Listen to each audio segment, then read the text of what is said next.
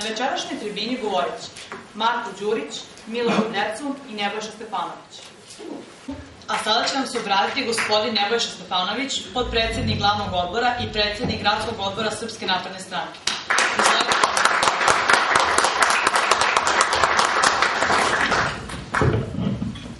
Dobro večer svima. Ja ću možda malo u drugačijem tonu nego moje kolege, pošto sam ja sticam okolnosti od rođenja pa do pre 5 godina živeo u ovom bloku i doživljavam ga naravno kao nešto što sam uvijek nazivao kućom, nešto što je meni bilo najbliže. Ali ga se i sećam u drugačijem svetlu, siguran sam i vi. Ovde prvo mesna zajednica nije bila samo ova sala, a mesna zajednica je bilo mesto gde su ljudi dolazili, tražili odgovore na neka pitanja, imali udruženja različite, imali mogućnosti da se nekome obrate, da dobiju pomoć, da se okupljaju, da se organizuju. Postojala brojna udruženja građana koje su omogućavale ljudima svakog doba da se uključe u nešto ako su deo neke organizacije. Ali ne samo to. I kada sam ja odrastao i moj brat u ovom bloku, moji roditelji nisu brinuli da li će neki narkodiler da nam nudi drogu u školskom dvorištu. To tada nije bilo normalno. To tada nije bilo moguće. Danas, nažalost, situacija je drastično drugačija. Situacija je takva da ljudi koji rade za bedne plate, o penzijama i da ne govorimo, pre svega moraju da brinu da li će biti hrane za tu decu. Da li će morati da rade 2 posla, 3 posla. Razgovarao sam sa nekim značajno starijim ljudima od sebe, ljudima koji su stekli penzije pošteno i čestito, a sada moraju da rade, i to često i kao vojni penzioneri, rade i požarče u nekim službama obezbeđenja, u nekim garažama, da bi zaradili još neki dinar, da bi imali od čega da žive. Meni je izuzetno žao što su ti ljudi koji su čestito gradili ovu zemlju, čije doprinos svakoj ovoj cigli, pogotovo na Novom Beogradu koji je izgrađen posle Drugog svetskog rata, nemerljiv, a dovedeni su u poziciju da se bore za golu egzistenciju. Često se dešava kad obilazimo kuće i obilazimo naše ljude, da te porodice žive od te penzijice, od tog čoveka ili žene ili od bračnog para, starijih ljudi koji hrani svoju decu i svoje unuke. Jer ta deca ne mogu da nađu posao, a unucima, daj Bože, da ima neko i da brine. I ono što je meni veoma važno, a kad kažem ovaj blok, pošto se to odnosi, nije to ista, znači ista je situacija i u bloku 19a, i u bloku 24, i u bloku 28, i u bloku 29, blokovima 21, 2, ista je to situacija u čitavom Novom Beogradu. A situacija je takva da ovde nema ono što je nama kao Srpskoj naprednoj stranci najvažnije i ono što čini mi se da nam je kao društvo najvažnije u budućnosti, a to je briga o ljudima. Čemu vlast? Čemu bilo šta? Ako će ta vlast da bude za 5, 6 ili 10 ljudi, ako će u 3 opštinske fotelje da brinu kako će da se smeste, ako će ih jedino interesovati kako da uzmu neki dinar od građana Novog Beograda. Takva vlast ne treba građana. Takva vlast je potrebna takvim pojedincima i čini mi se da je došlo vreme da jednom za svagda ljudi stave do znanja da takvu vlast neće. Da hoće neke ozbiljnije, odgovornije, poštenije ljude koji će umeti da rešavaju probleme.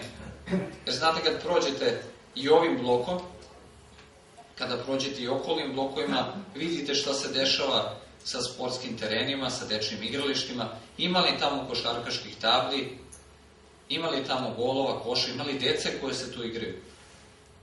Osim onoga što je ovdje urađeno privatnim novcem, s čim država, odnosno opština, grad nisu imali nikakve veze, sve ostalo što je urađeno, odnosno nije urađeno ništa, sve ostalo je ostavljeno u zubu vremena. Pa kad prođete i pored Petice i Šestice i svih zgrada ovde i solitera, šta nam liči kraj. Slična je situacija, ja sam danas živio na Bežanijskoj kosi I kad se spuštam dole na Tošin bunar, ima jedan objekat koji stoji polu sagrađen već jedno 10-15 godina. Neposredno uz moju zgradu postoji jedna koja je započeta pa rađena, stoji već 12-13 godina u tako ruinirana i u toj zgradi leti se okupljaju narkomani, jer im je to shodno, tu ih ne vidi niko. Mislite da dođe neko od nadležnih, jer dosta nam je više te priče, ja ne podržavam tu priču da se neko oglasi nenadležnim i kaže to nije moj posao. Ako su vas građani birali i izabrali kao predsjednika opštine, kao gradonačelnika, kao ministra, imate obavezu da dođete svuda. I nema toga ja nisam nadležan. Ko nije nadležan, nek se skloni. Da nađemo nekog ko hoće da brine. Tim zgradama, takvim nedovršenim, poluzavršenim, oslikava se budućnost kako je vidi Demokratska stranka. Da ostanemo baš takvi, kao ruine. Da se ispi ono što ima iz ljudi i da vi nemate budućnost za svoje neke buduće naraštaje, da ovi ljudi koji su pošteno stekli i svoje penzije, da ovi ljudi koji su na poslu imaju jednu stvar u životu kojim je sigurna da mogu da znaju da imaju budućnost u ovoj zemlji.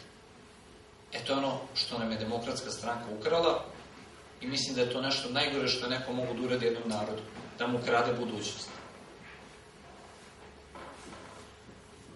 I ja sad želim da vam kažem i nekoliko stvari koje nisu samo kritika, već da čujete neke stvari o kojima mi razmišljamo i koje planiramo da uradimo, da ovo stanje kakvo je popravimo. I kao što su rekli moje kolege, ne možemo da obećavamo kule i gradove, to nikad nećemo ne činiti. Nećemo da pričamo o nemogućim stvarima, niti da vam obećavamo da ćemo za dan sve da rešimo, mahnut ćemo čarobnim štapićem i sve će da bude sjajno. Ali vam obećavamo da ćemo od prve sekunde promena raditi za vas. I da ćete moći iz dana u dan, iz nedelju u nedelju da osjećate da situacija ide ka bolje.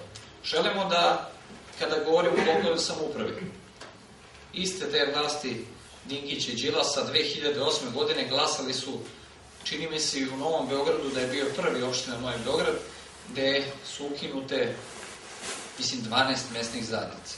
Ukinuto je mesna zajednica u bloku 19, tako je nekad postojala. Zašto? Oni svaki dan nam govore kako će sad konačno da pomognu mesne zajednice, pa budžeti za mesne zajednice, pa ljudi koji raspolažu novcem, pa samo med i mleko samo čeka slavinu neko da okrene, evo sad će to. Kao da oni nisu sad na vlasti. Pa zašto to danas ne urade? Evo svi su na vlasti. Dinki, Đila zajedno sa socijalistima i LDP-om u gradskoj skupštini raspolažu svim novcem, raspolažu svim polugama, mogu evo sad da kažu da se to uradi. Ali oni su prvo ukinuli mesne zajednice na Novom Beogradu. Od postojećih, šta je ostalo? Šta je ostalo u vlasništvu same mesne zajednice? Gde ljudi mogu da uzmu nešto, da ostvare, da urade? Skoro ništa. U mnogo delova Novog Beograda ljudi su uskraćeni da imaju te prostore u koje mogu da se okupljaju. Pa nek je to neki minimum da mogu da naprave druženje stariji ljudi. Nekad se ovde bila ozbiljna organizacija penzionera koja je pomagala jednim drugim, obezbeđivala jeftiniju hranu, organizovala puteve, druženja, pa samo da ljudi dođu da popiju kafu, da porazgovaraju. I to zaista nije bilo loše. Da ne pričam onom ranije i o sportskim društvenim i svem osnovom. Danas od toga nemate ništa. Nemate ništa, kažem, nema brige o ljudima. Ne interesujete ih. Demokratsku stranku Dragana Đilasa, Mlađana Dinkića, Nenada Milenkovića, ne interesujete vi. Ne interesuje ih niko od nas.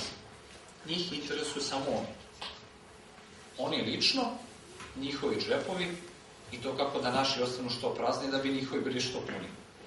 Moramo da vratimo ozbiljne nadležnosti opština. To je ono što oni neće da urade. Oni pokušavaju da centralizuju ceo sistem, što guši razvoj Beograda. Nadležnost opštinama u izdavanju građevinskih dozvola, legalizaciji, matičarskoj službi. Matičarska služba je do pre 2 godine pripadala opštinama. I vi ste mogli da imate matičar ako postoji potreba da opština odluči da matičar sedi ovde i da vi svoje poslove rešavate ovde. Mada je opština Novi Beograd nije, da kažem, predaleko, ali zamislite opštine koje su izuzetno razuđene, u kojima neko mora da putuje 30-40 km, kao što se dešava. 20 km do centra opštine da može da uradi, da izvadi recimo izvod iz matične knjige rođena. Mi se borimo da se taj sistem značajno popravi i da vi možete ili putem interneta da aplicirate za svaki dokument, da ga tako i dobijete. Za svaku dozvolu, za svaki zakonski zahtev za koji imate pravo da tražite, da možete da ga tražite tako. Onda nema odlaska u opštinu kod nekog službenika koji može da vam traži ni to. Vi ga i ne vidite. Vi ste za njega samo građanin koji traži svoje pravo, a on je za vas službenik koji vam to pravo ispunjava. I uz ozbiljniju kontrolu može mnogo toga da se uradi.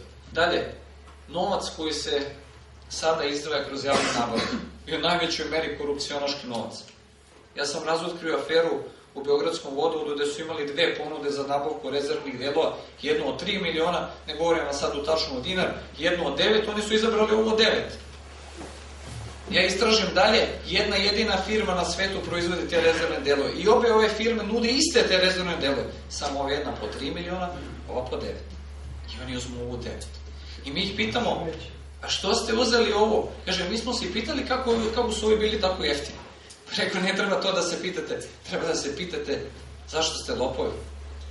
Treba da se pitate zašto gurate na tako bahat i brutalan način ruku džepovih ljudi. I nema odgovora, evo već 2 meseca sam im postavio to pitanje, gospodinu Đilasu, i Dinkiću, i svim njima koje se bave time, i direktoru vodovoda Cviji Babiću, i njegovom pomoćniku Bulatoviću, i ja ću ta imena da ponavljam uvek, da znate ko su ljudi koji vam guraju ruku u džep, jer je to vaš novac, i nema odgovora na to pitanje. Nema odgovora ni na jedno neprijatno pitanje.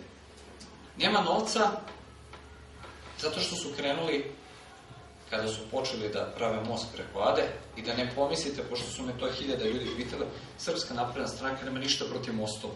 Ni protiv ovog, ni protiv bilo koje. Mi volimo mostove, volili bismo da ih imamo još 10. Jedan prvo pored Gazele koji bi rasteretio Gazelu, obilaznicu pored prvo most Zemun Boča koji bi rasteretio taj deo saobraćaja, omogućio spoljnu magistralnu transverzalu i tako dalje, tako dalje. Ali ovaj most služi da opljačka nas. Jer vi sad ne znate, kao što ni ja, ne zna niko u Beogradu, koliko košta taj most sa pristupnim saobraćajem. Pošto oni stalno kažu, vi spajate most sa pristupnim saobraćajem, pa ne može most da lebdi, mora negde da se spusti. A po dosadašnjim podacima koštaće negde 600-700 miliona evra. I to je bukvalno dovoljno da se zagrade najmanje dva, a možda i 3 mosta. Daću vam podatak, Kinezi gradit će ovaj Zemun Borča, koji je mnogo značajniji, veći i komplikovaniji za izgradnju za 180 miliona evra. Toliko je pogođeno, toliko je potpisan državni sporazum. Most preko Beške, jedna ona strana ima veze, u 2 km u rasponu, između 40 i 50 miliona. Kako je ovo ispao 700? Kako? Ja nisam ekspert za mostove, ali smo pitali me eksperti. Ja sam bio lično u delegaciji koja je posetila Kinu, bili smo u najvećoj kineskoj kompaniji za puteve i mostove, koja se tako zove državna kompanija za puteve i mostove. Direktora sam ja lično pitao, izvinite, znam da vam ne donosim tehničku dokumentaciju, ali dao sam u gruv opis, dužinu, raspon i sve ostalo. Znate šta su mi rekli? Samo su se nasmijali. Jer su htjeli da ne ispadnu nekorektni, samo su se nasmijali. Zbog toga nema novca ovdje. Nema novca da imate normalno okruženje, nema novca da u ovoj mesnoj zajednici, u svim mesnim zajednicama, da u Novom Beogradu deca nemaju normalne terene za izlazak, da se osvetle školska dvorišta, pošto je to deo našeg programa, da se postave reflektori, da se poprave ograde, da se uvede dodatna policijska kontrola, pa da lokalna samouprava to plati, pa da ne brinemo o sigurnosti ljudi koji ovde žive, da imamo normalno zdravstvo, kad idete kod lekara da ne čekate 186 sati da vam neko uzme knjižicu, pa da li će da vas primi ili neće. Pa doćete za 2 nedelje, pa zakažete skener za 3 meseca, magnetnu rezonancu za godinu dana. Nego da ti ljudi rade to onako kako treba da se radi. jer vi svi izdvajate, svi smo izdvajali godinama od naših plata za to socijalno i zdravstveno, za penziju, a danas nam kažu penzija će možda biti još koju godinu. Pa šta to znači? Da bi te stvari menjali, ja vas molim da budete složni i da nam pomognete u tom velikom poslu kada dođe dan izbora. Ali i pre toga, da svakog od naših komšija, prijatelja, poznanika ubedite u stvari koje više ne treba ni posebno obeđivati, ali da ih obezbedite da izađu na izbore. Jer ja se plašim samo te apatije ljudi, ljudima više nije ni do čega, ljudi su ubijeni zbog ovakvog ponašanja vlasti, ali to je ono što vlasti vole. Oni vole situaciju u kojoj ljudi koji su za promene, a takvih je mnogo više, ljudi koji mnogo više žele bolji i drugačiji život, da ti ljudi ostanu kod kuće, da izađu oni koji čuvaju svoje fotelje ili fotelje nekog od svojih.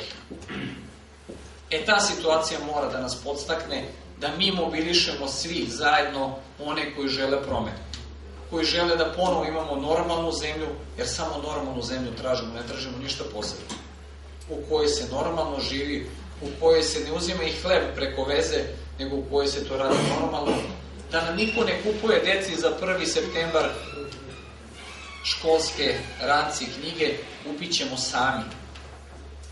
Bezbedite vi nama novac, mi ćemo da kupimo od svoje zarade sami, a da se pomogu na onoj deci koja nemaju. I te stvari vas ja molim i kao vaš skorašnji komšija i kao neko ko je Novobeograđanin, ja vas molim da taj veliki posao uradimo zajedno, da donesemo promene Srbiji i da te promene počnu odavde, iz Beograda, iz Novog Beograda, i da pokažemo da Novobeograđani nisu ljudi koji su spremni da se pomire sa time da Beograd ne može bolje. Hvala.